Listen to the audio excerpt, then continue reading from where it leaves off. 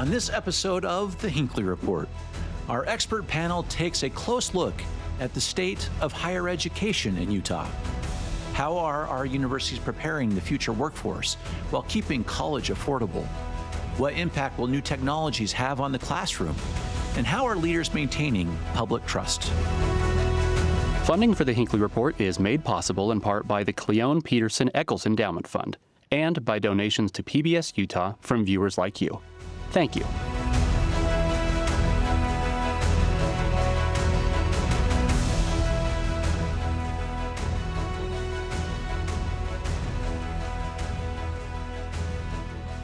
Hello, and welcome to the Hinckley Report. I'm Jason Perry, Director of the Hinckley Institute of Politics. Covering the week, we have Jeff Landward, Commissioner of the Utah System of Higher Education, Representative Karen Peterson, a Republican from Clinton and Vice Rules Chair in the Utah House, and Brad Mortensen, President of Utah State University. So glad to have you all on this special episode of the Hinckley Report. And I have to say, just having your expertise in this area is just so critical. The one that runs the system, the regulator of the system, of course, one of our great presidents of Utah State University. I want to talk about the state of higher education in Utah, where it is, where it's been, maybe a little bit about where it's going through your particular vantage points, if that's okay. And Commissioner, I want to start with you for just a minute. Talk about where you would say we are right now. Is higher ed successful? Is it accomplishing its mission, or are we seeing an inflection point of some sort right now? Where do we see it evolving? The way I think about it is higher education has made a course correction, and now we're on the right trajectory. So I think that there's a lot of cause for optimism. I think that we've had some time to have some retrospection in where has higher education been, where did it need to go, and why did we start to see diminishing trust, questions of value. I think you saw that the politics around higher education became complicated, and it required us to take a look inside and say, okay, where have things gone wrong, where have things gone right, and what can we do differently now to make sure that we're rebuilding that trust, that we're on the right trajectory. And I feel like we've made that turn, at least in Utah. People are starting to take notice of what we're doing and feeling like this is what higher education needs to be. So I feel very good about where we're going. Okay. Representative, talk about this from not just your vantage point as a legislator, but you also oversee the Higher Education Appropriations Subcommittee. You are very much involved in all policy direction of higher education. Talk about kind of your view with what the commissioner just talked about, particularly when we've had periods of sort of lack of public trust in institutions generally, but even in higher education. Yeah, so this conversation our nation has been having about higher education, of course, has come to Utah, and that makes sense because higher education is a huge investment just for our taxpayers, for our state, but it's also for the individual students who choose to come to our campuses. And we want to make sure that we can have a value proposition for everyone involved, for those people who are helping pay for the system and for those students who are taking the time and spending their money to come to our system. And we need to make sure that we can show demonstrable outcomes, that we can say, you come here and we can show you where this gets you. Mm-hmm. President, these outcomes is certainly what our legislature has talked about, but now you're former president of Weber State University, now president of Utah State University. We talk a lot about those outcomes through the entire system. Talk about your approach to that, having been a president for quite some time. Yes, the whole return on investment conversation I think is really important for higher education, trying to make sure that it's not just affordable on one end, but that students are getting those valuable experience in programs that will lead to the workforce, but then the personalized interaction with faculty and staff to help them to have the confidence and to be successful as they go out. And that's something I think we do really well across our higher education system in Utah. I've got to see it at 2 schools up close now, but working with technical colleges, and I know all of our institutions are really focused on providing that value. We can do more, I think, to tell that story and to make sure that the public and our policymakers know that that value is front and center for all of us. How do we do that from your perspective? Because I know you're doing that as commissioner, but it does seem like this is a moment where we have to prove the case. Yeah. That there's a reason to go and there's a return for doing it. Well, people don't question the value of something unless they've started to seen evidence that there isn't value or that there isn't as much value as was being sold in the first place. I think what we have an obligation to do in public higher education is to think about the question of, okay, all of the programs that we're offering, what are the outcomes that the student and the state of Utah is going to get from these? Because those are the two investors. You have the students paying tuition, and you have the taxpayers helping subsidize the cost. So how does the state of Utah benefit from this? Well, if you lined up 10 students and asked them, why are you going to college? At least 9 out of 10, if not 10 out of 10, are going to say, because I want better economic opportunities. I want better career opportunities. So we have to start asking the question, do our degrees and certificates lead to those opportunities? And are we giving a workforce that attracts the kind of industries that help our economy grow? And I know that there are some that are critical of this notion that it's not all about workforce. And no, it's not all about workforce, but it is about the benefit of the state. It is about the prosperity of the citizens of the state and those who are graduating and those who are hiring our graduates. So a very simple question needs to be asked every time we offer a degree or certificate, every time we start to embark on research, and that is, how is this going to benefit students? How is this going to benefit the state?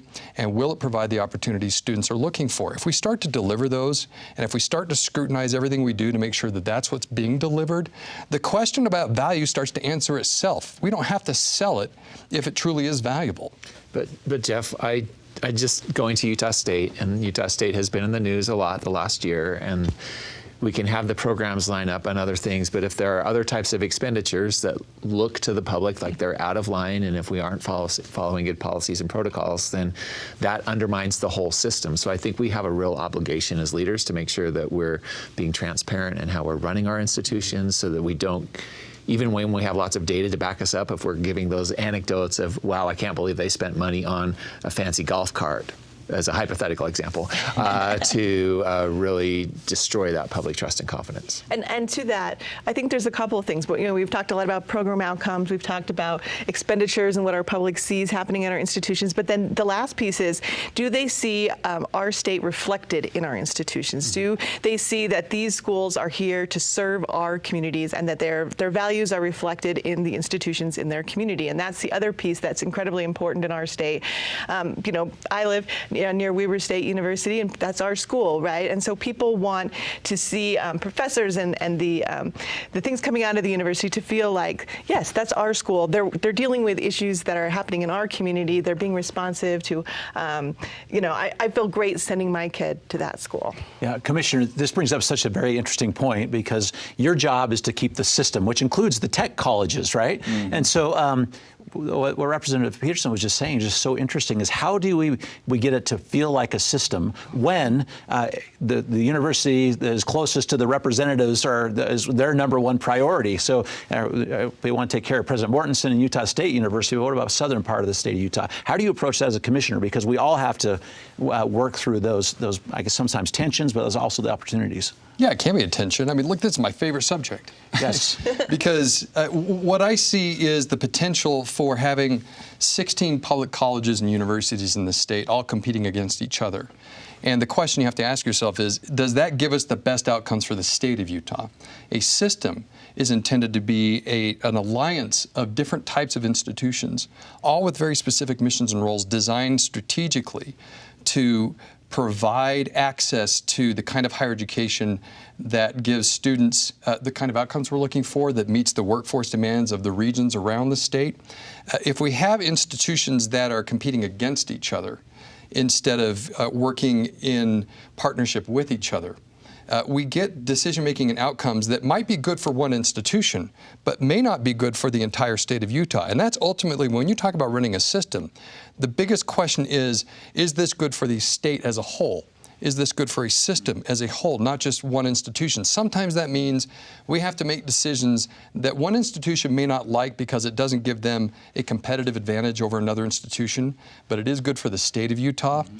And that's why having a system gives you the opportunity to look for those opportunities and say, we're going to build a system where there's collaboration and cohesion among the institutions to deliver for the students, not just for one institution at the expense of others. Representative, you've taken this on a little bit, this very thing, as yes. in your role there. there. I've seen your spreadsheets as you look through these programs throughout the state. Talk about through your lens on what the commissioner was just talking about. So as we think about what programs we're offering across our state, we want to make sure that students have access to those programs. So we don't want to say, if you want to do this program, there's only one opportunity in one part of the state, and that's not going to have access for people in the other part of the state. But at the same time, within our regions, we also need to be thinking about how our students move between those institutions. So I want to know that a student in my area can go to Davis Technical College and get to Weber State and know exactly what their path is, that they're not going to have to repeat courses, that they're not going to have to do things again, that they're not going to get credit in a way that they thought they were going to, and that slows down their progress. And so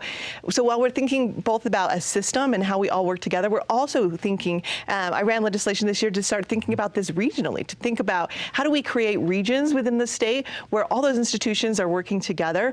You know, when President Mortensen was at Weber, they started thinking about shared services across their region. It not only creates efficiencies, it creates better service. And so having those regions work together to create efficiencies and reduce costs for students, but also create clear paths for students so they know where they're going, where they can start, and where they can go, and all the checkpoints along the way that get them better economic opportunities. Mm-hmm. President Mortensen, you have such a unique perspective too, because you're now an R1 research university that you're president of, and so you had a chance to see the system at play in two very distinctly different roles, it seems. Talk about that too, and how you make sure there's alignment, and there's, particularly since you have representation in every county in the state of Utah, because that's a very interesting responsibility. Yeah, it's been really fun because, you know, my background, I used to work in the system office, and I've heard these conversations about how do we align schools and missions and roles for a long time. I think this framework that we have now through Karen's bill and the work that Jeff has done, it gives me hope that we can actually talk about some integration across the system, how we partner together.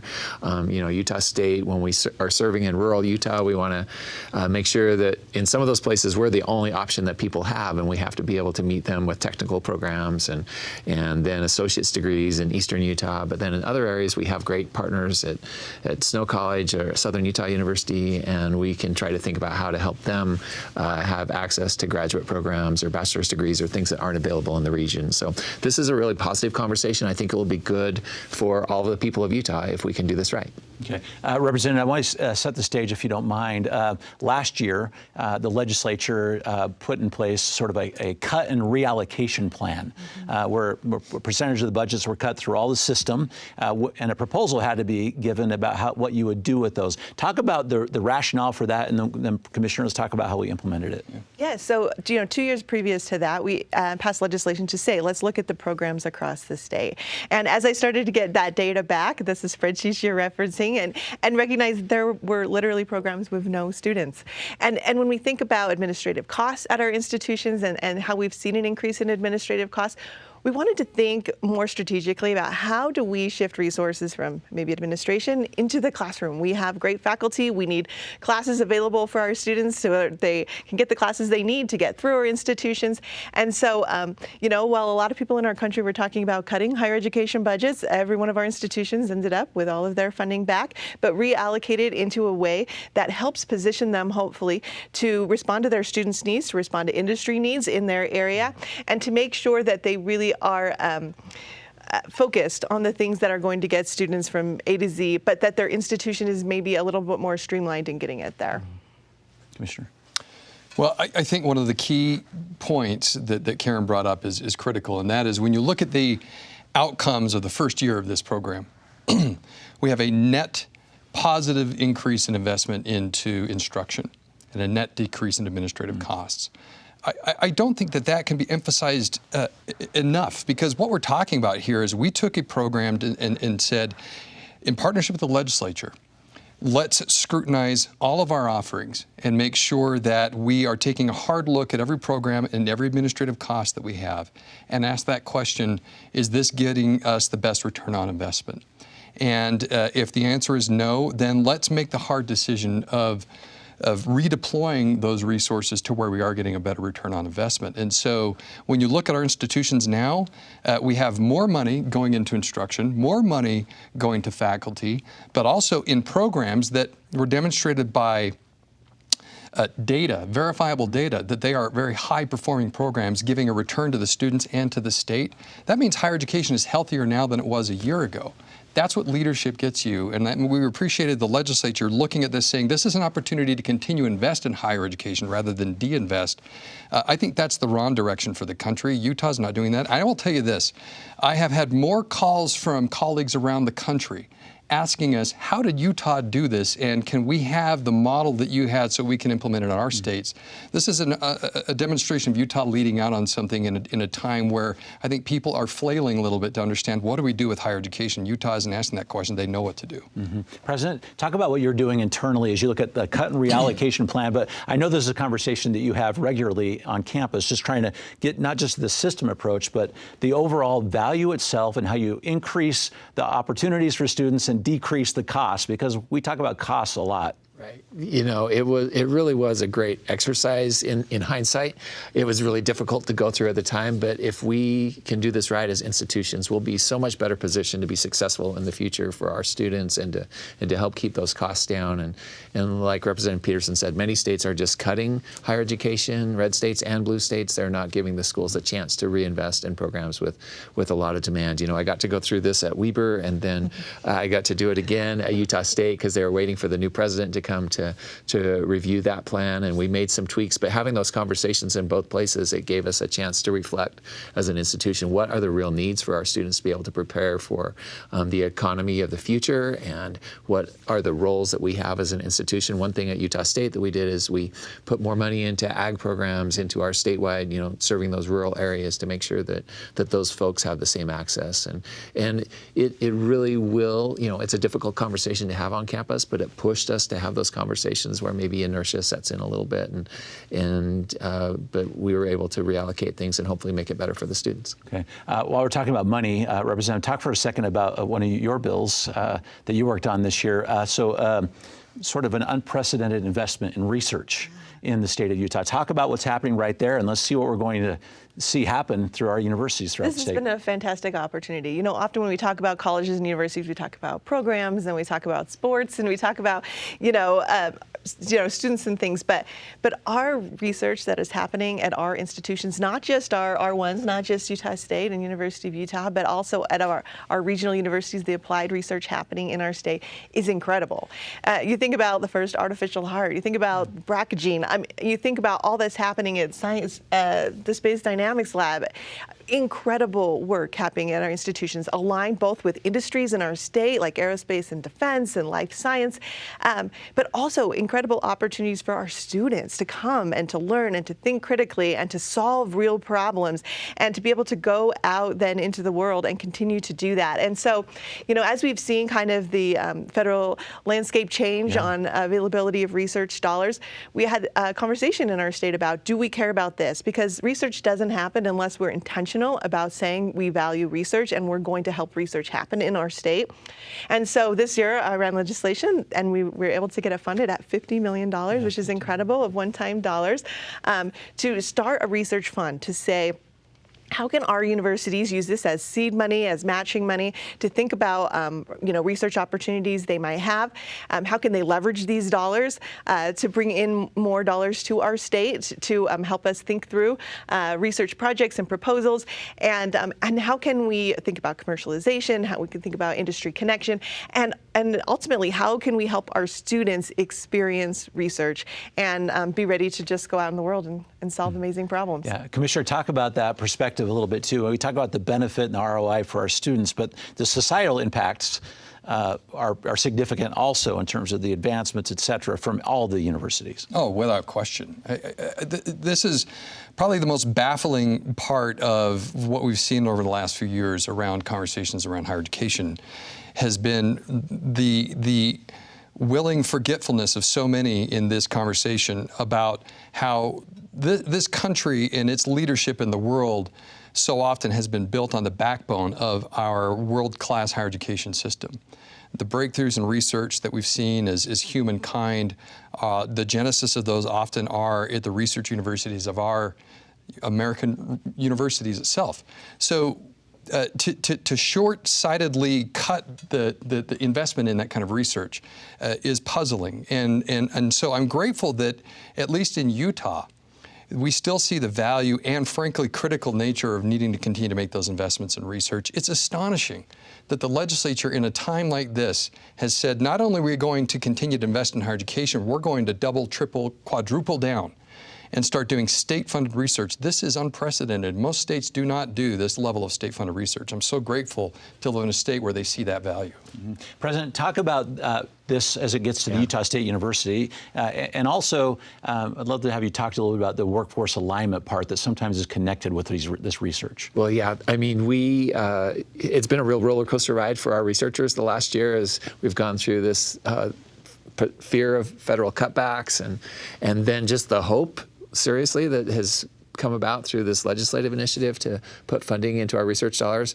I mean, we're probably going to have $500 million worth of research ideas that come out of this just from Utah State because people are so excited and want to bring good ideas forward. And between the Space Dynamics Lab and programs like Aspire that are working to electrify vehicles and charge them in ways while they're driving down the road, working with energy on whether it's nuclear or whether it's around our distribution systems, whether we can do geothermal stuff without causing earthquakes. I've been part of all of these conversations since the legislation has started to really pick up steam. And so that provides the opportunity for that knowledge that will help our economy to grow and be successful, but also it gets our students, undergraduates and graduate students, into these programs so that then they can be prepared to go out and provide the workforce that will actually drive the energy industry or, help with our efforts around, aerospace and defense and will really allow Utah to take a leadership role when the other places in the country are cutting back. Mm-hmm. I want to talk about sort of the changing landscape of education for just a minute with advances in technology. I've heard you have to talk about this before people, Commissioner. Artificial intelligence, what this is doing. Do we still need college? We maybe do. Talk about this for just a moment because it's really changing the way we're approaching education. Yeah. So the question, do we still need college? The answer is yes. But then there's another question but what does college look like? And I would say it looks drastically different. We have an opportunity to fundamentally think differently about how we transfer knowledge from expert to student, how we research, and what that experience looks like. I don't see a future where we simply have lecture halls with hundreds of students listening to a professor give a lecture on a specific subject. In fact, I think artificial intelligence is already doing that very well, and in some cases better. But you cannot replicate the mentor relationship that a professor can have with a student. You cannot replicate experiential learning that a student can have in a classroom, and that's what we need to start going into, is that human experience in a classroom that is different than just hearing facts given to you by an expert. And so I'm excited about what higher education could look like, but we have to embrace it. We have to be ready for it, and we have to be excited about it. And I think that in Utah, we're getting ready to do that the right way. President Mortensen, how are you doing it? How are you approaching it?